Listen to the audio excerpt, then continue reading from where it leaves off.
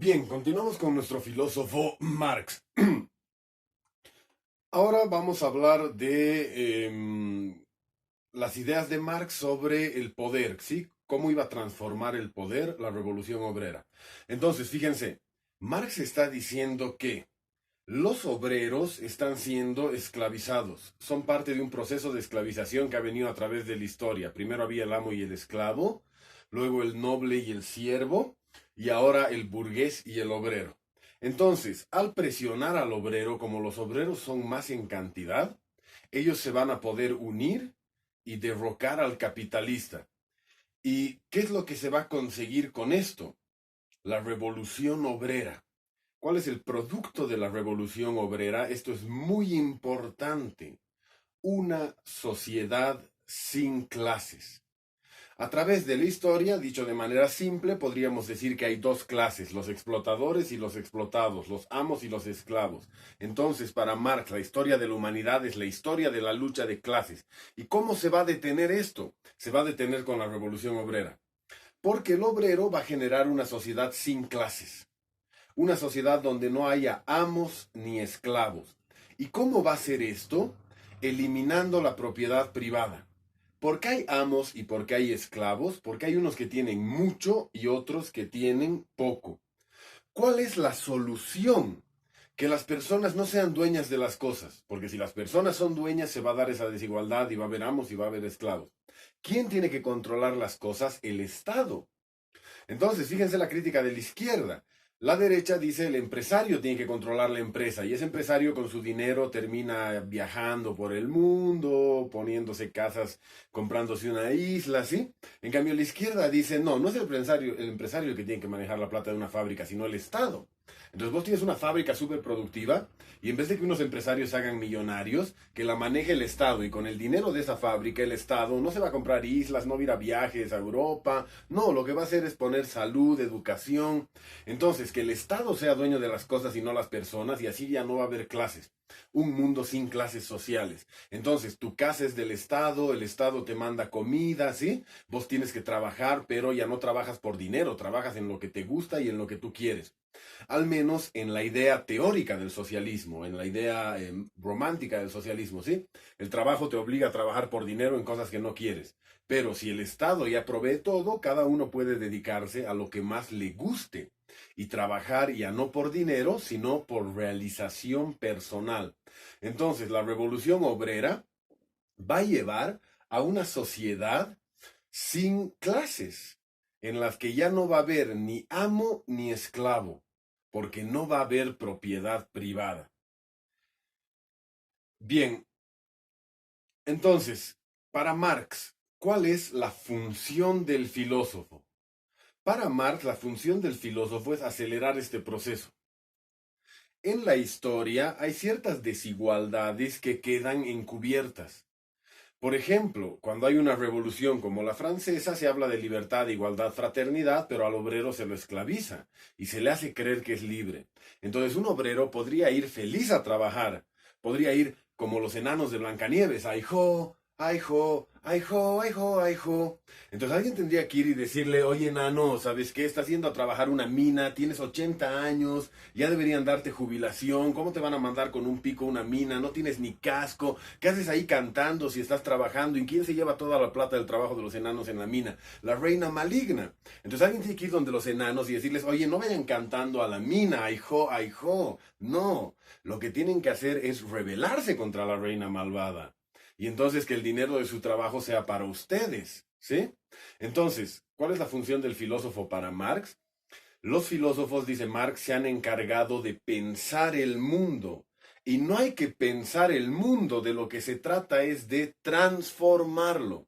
Un filósofo no tiene que ser una persona encerrada en un cuarto con libros, sino que tiene que salir a la sociedad y transformarla. Tiene que mostrar la explotación que hay en la sociedad para buscar luchar contra eso. Entonces, ¿qué tiene que hacer un filósofo? Mostrarles a los obreros que viven explotados y promover la revolución obrera.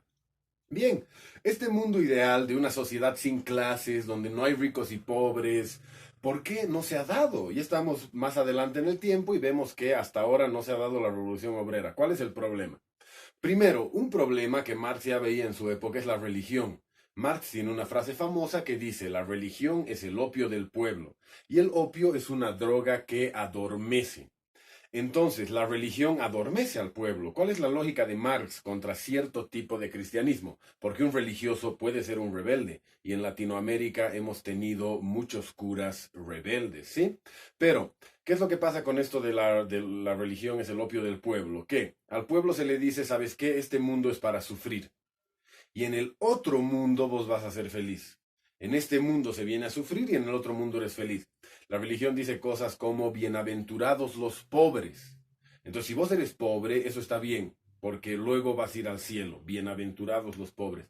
O hay otra frase en la Biblia que dice, más fácil es que pase un camello por el ojo de una aguja a que un rico entre al reino de los cielos. Entonces,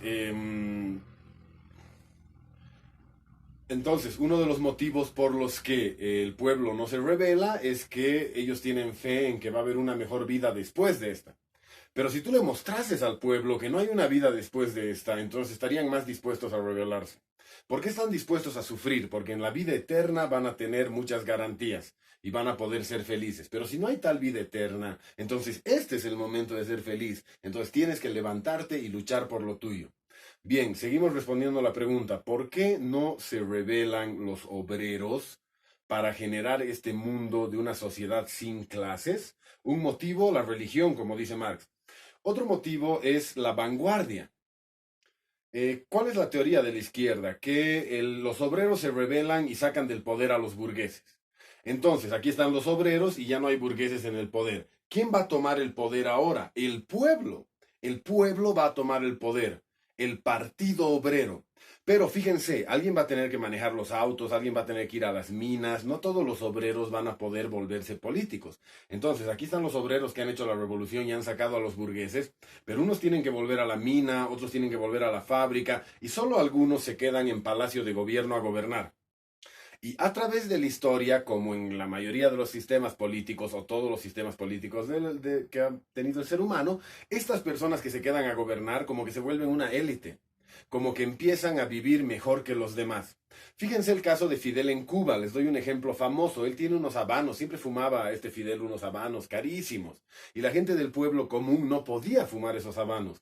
Entonces, ¿por qué si Cuba es un socialismo sin propiedad privada, Fidel puede fumar habanos caros y un ciudadano de a pie cubano no? Porque al final el líder del partido tiene más poder que los demás. Entonces, eso es vanguardias, ¿sí? Hay una clase obrera y la vanguardia es el grupo de obreros que va a tomar el poder. Y ese grupo que toma el poder suele tener más que los demás. Entonces esa igualdad que busca la izquierda de todos seamos iguales se arruina un poco porque aunque ya no hay ricos y pobres porque todo es del Estado, la gente que dirige el Estado vive mejor porque dirigen el Estado y el Estado reparte todo, ¿sí? Entonces, uno de los problemas de la izquierda es ese, que los obreros toman el poder, pero no son todos los obreros, sino un pequeño grupo de obreros y al final terminan corrompiéndose o haciendo cosas que no corresponden con el sueño en papel de la izquierda. ¿Sí? Otra cosa es el reformismo. Cuando Marx analiza la revolución obrera, él dice los obreros se van a rebelar. ¿Por qué? Porque no tienen vacaciones, porque no tienen seguro de vida, porque trabajan 12 a 18 horas al día, porque no pueden ver a su familia los fines de semana. Entonces estos obreros van a terminar rebelándose. Y sí, muchos se rebelan. Y a través de los últimos 100 años hay un montón de manifestaciones de la izquierda, algunas de ellas con muerte y mucha represión. Lo hemos visto también en América Latina.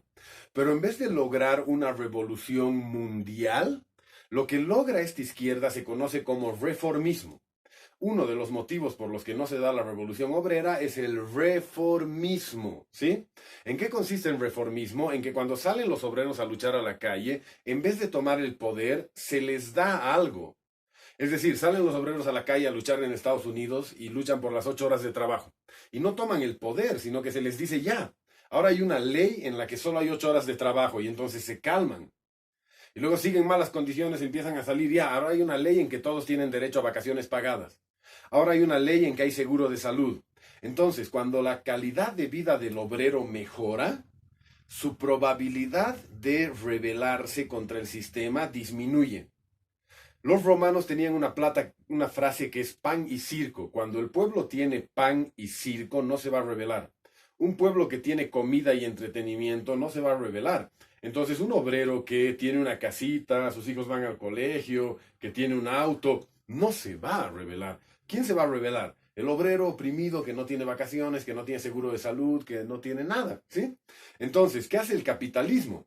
El capitalismo empieza a ceder y se vuelve menos de derecha, por así decirlo, se va hacia el centro. El capitalismo empieza a tener rasgos que le trae la lucha de las izquierdas: seguro social, vacaciones pagadas, derecho de salud. Entonces, por el reformismo, es más difícil que un obrero quiera rebelarse, porque sus condiciones de vida hoy en día no son tan malas como en la época de Marx. Y por último, el marxismo tiene una crítica que es que se centra mucho en lo económico y que hay cosas más allá de lo económico. Fíjense, los marxistas dicen, si tú acabas la propiedad privada, acabas la explotación, acabas este tema de amo-esclavo, si acabas la propiedad privada. Y hay una crítica que a mí me encanta, que viene del feminismo, que dice, no, porque la explotación humana no solo es económica, también hay otros tipos de explotación como el patriarcado. En una sociedad patriarcal, el hombre termina siendo el amo y la mujer el esclavo. Entonces, si se da la revolución obrera, ya no habría diferencia económica, pero en su casa los obreros, hombres, serían superiores a las mujeres. Y eso sería una forma de explotación.